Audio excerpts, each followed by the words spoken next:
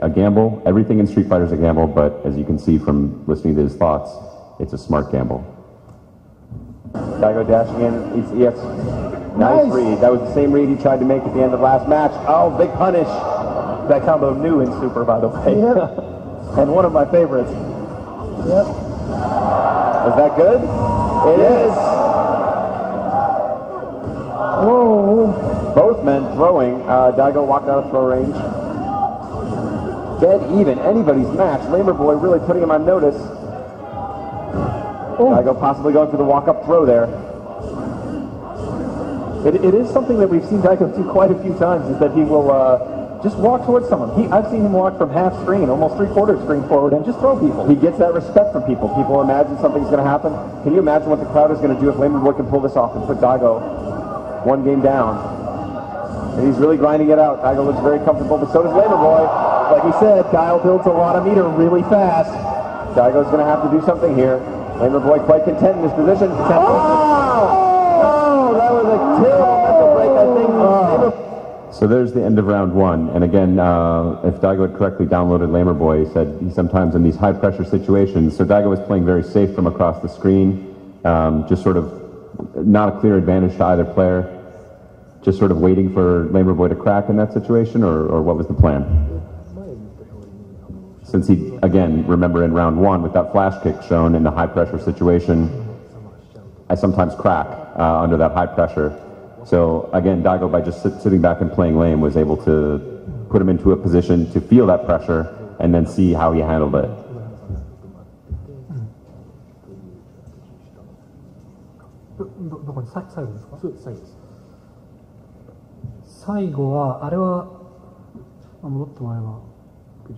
Yeah. Daigo's going to have to do something here. Lamer Boy quite content. ほぼ体力互角で、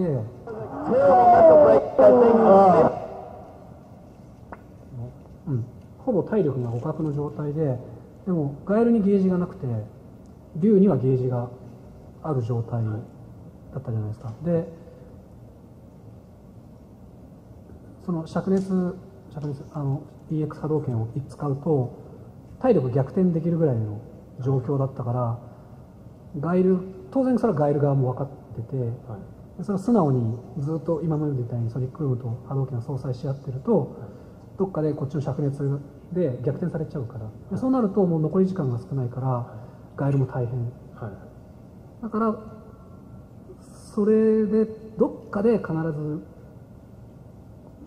ガエルがリードして下がってるんだけど、どっかで必ず飛ぶ場面が来るだろうなと思ってて、でそろそろやばいなと、それはもう経験で言葉で説明できないけど、そろそろやばいなと思って打つのやめたら飛んできてたんで、すごい良かったですね。でもその彼が飛んできた理由っていうのはこっちにゲージがあるからで、ゲージがなければ彼はもう飛ぶ必要がないから、体力多いし時間も少ないから。だけどこっちにゲージがあるから彼は飛ばなきゃいけなくて、だからこのゲージっていうのは持ってるけど、めったなことじゃ使えないんですよね、こっちは。使ったらもう彼は飛ぶ必要がなくなっちゃうから、ですごい大事に取っといたら案の定飛んできてくれて、作戦うまくはいいよ。Did that just? Did you guys get that all? We got it. Okay. Mostly. So Lamer Boy basically, Daigo says Lamer Boy had a very good reason for jumping actually, and that's part of why he saw the jump possibility coming. Basically, there's a situation right here now where Ryu has meter and Guile doesn't, and that's very important because that means in the situation they're in where they're throwing sonic booms and fireballs back and forth at each other, Daigo could throw out a red fireball at any time, and when he does that, Guile's health is going to be slightly lower, and that gives Daigo a chance to win. So at this point, he thinks of Lamer Boy as a competent enough player that he knows that Lamer Boy notices that he has meter and he doesn't. So knowing that, of course, time is getting lower and lower, and Daigo also thinks it's a very dangerous situation, but he said thankfully he jumped in looking for the red fireball too early, and he was able to react and punish it. Beautiful stuff. I like that. So just looking for that red fireball. So again, Lamer Boy knew the situation, knew if they were exchanging fireballs that he was at risk for losing. At least he would maybe only get hit once by the red fireball, but that would be enough damage with this much time on the clock to lose.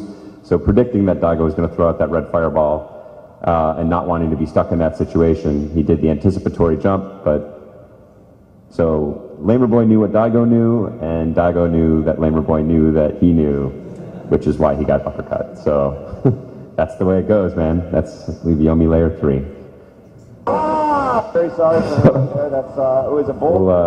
We'll pick up the next round here. What a disappointment! He is gonna go back and watch the replay of that and just kick himself. I'm feeling very sorry for him right there. That's it was a bold play. Here comes one of my favorite sequences in the whole match. Situation called for. Wow! And now Tech, the read, cross up, counter hit again. Oh, this is not. Baits out the flash kick, and then just punishes him with the dizzy into the focus. And now Lamer Boy is pretty much just totally dead. Daigo all over him that round, and I think Lamer. And there it was. So basically, this all begins at 4:06. So again, Lamer Boy having lost that very clutch match in the last round, I think was sure mentally affecting him. So he was a little bit afraid. And you see Daigo just really taking advantage of this momentum. And again, you know, talk about poker. We're in Vegas. Using your table position, using your giant chip stack. Basically, Daigo's got the giant mental chip stack at this point and is bullying Lamer Boy, saying, you would like to play a more quiet, careful, composed round. I'm going to go right at you. And so makes one good read with the hurricane kick here, and then after that, guesses right on the tech throw. He predicts a tech throw here, which is how he got the counter hit, strong sweep. And then he does it again a second time. He's dizzy, he's completely destroyed. So I was just wondering, yeah, if you could try and compress that, sorry. How you made a great read to start this and made a few great reads in a row, but clearly predicting fear from Lamer Boy. その前回こっちの最後本当ギリギリのところで彼が飛ぶっていうのを読んで返したっていうのが、まあ、やっぱちょっと関係してて、こういう慎重なタイプ、めったに飛んでこない人が飛ぶのを伝えるとすごいショックを受けやすい。防御が主体だからジャンプ返されると彼はすごい多分ショックを受けてるだろうなと思ってたから、この試合は最初からなんていうのかな、積極的に行こうっていうのは決めてて、でこの向こうがグラップでいいのかな、グラップでいいですか、グラップ投げ抜けなんていうんですか。グラップって投げじゃないですか。投げ抜けしゃがんでまあためるタイプだから。いや、このなんだろう、ガエルの投げをしゃがんでグラップする。分かった。マッシングテック。をするのはずっとそれまでで読めてたけど、ここなんて彼がすごい慎重になってるから、そのタイミングもすごい分かりやすくなってるし、っていうのであっさり勝ってるんだと思います。だからそれまでずっと最初の試合で積み重ねてきた彼の癖とかを全部一気にここで読めてるのを全部一気に出したっていう感じですね。まだです、そんな感じ。At this point, he's downloaded a lot of Lamer Boy's habits. He notices, first of all, he's a player that likes to defend and doesn't like being put in situations where he has to react to things. So Daigo initially thought that it would give Lamer Boy a nice scare if he started jumping, because Lamer Boy was used to throwing fireballs the entire first match. So Daigo thought, well, anyway, I'll go in positively, I'll go in aggressively, and I'll try to get a couple of jump-ins. And by this point, he had already noticed in the previous match that, he was mashing low tech in these situations where Ryu actually got in. So this time, he, of course, he knew the timing very simply to counter hit that and, stop him from hitting jab short when he's crouching. Then he correctly predicted that multiple times.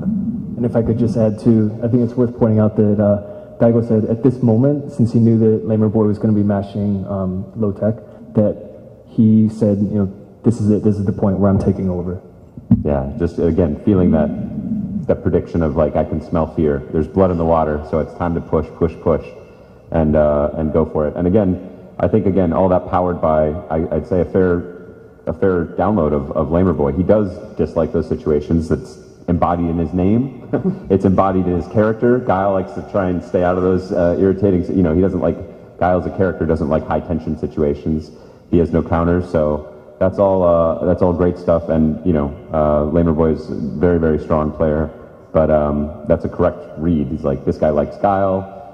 I probably doesn't know his name is Lamer Boy, but he's correctly predicted that he doesn't like these high tension situations and really taking max advantage of that read. So here we go. Read, make this mental recovery. Lamer Boy back through that again. Right now. Very disappointed. The audience, you can just hear, is just incredibly stunned right now. There it is again.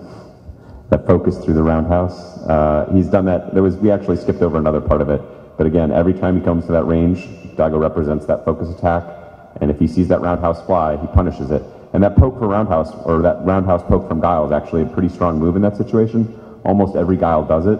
But Daigo basically is just saying there's a counter to it, and if you're going to consistently do that, I'm going to be able to counter you guaranteed. Silenced by the power of the beast. Come back there. Gets in with the throw there. Lamer Boy blocks What it. is there to say? I mean, he's it's tough. There it is Let's see again. if he can recover here in round 2.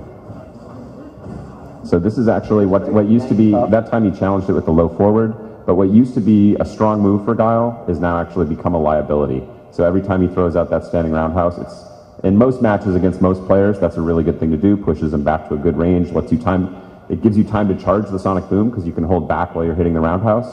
So it's a really strong move for Guile. Lamer Boy is playing a little bit on autopilot here, but he's getting completely blown up by the fact that he keeps using what used to be a good move. Daigo's actually turned into a major liability with this focus counter. All right, once again, Daigo has that super. Daigo's so good at hit confirming that after a low forward fireball with his super. He won't have a chance to hit confirm in this situation, though. I think he's looking for an opportunity to try and punish a sonic boom with the super, which is extremely difficult to do. Kyle's recovery on his sonic booms is so fast. Punishing it with a super was... Oh, misread from Daigo. All right, this is where Daigo blows it.